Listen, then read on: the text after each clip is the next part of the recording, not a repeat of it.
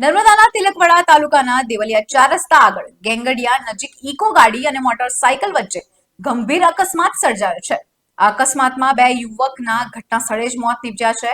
ઘટનાને પગલે પરિવારમાં શોકનો માહોલ છવાયો છે.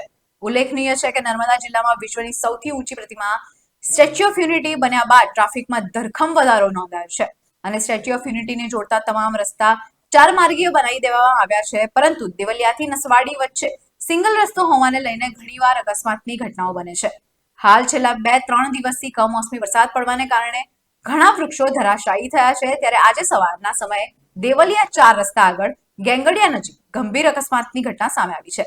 આ ઘટનાની વિગતે વાત કરીએ તો નસવાડી તાલુકાના કોલંબા ગામના વતની દેવદત્તસિંહ હિતેન્દ્રસિંહ સોલંકી તથા પ્રતીકસિંહ સરદારસિંહ સોલંકી જેઓ આજે સવારે પોતાની મોટરસાયકલ GJ 34L 6551 નંબરની ગાડી લઈ અંકલેશ્વરથી પોતાને માદરે વતન કોલંબા જવા માટે નીકળ્યા હતા.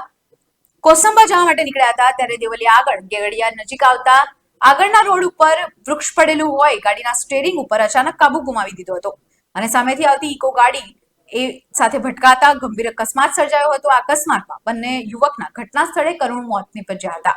ત્યારે પરિવારમાં શોકનો માહોલ છવાયો છે અને ઘટનાની જાણ થતા તિલકવાડા પોલીસ સ્ટાફના માણસો ઘટનાસ્થળ પર દોડી આવ્યા હતા અને 108 એમ્બ્યુલન્સ દ્વારા બંને યુવકના મૃતદેહને તિલકવાડા સરકારી હોસ્પિટલ ખાતે મોકલી આગળની કાર્યવાહી હાથ ધરાઈ છે.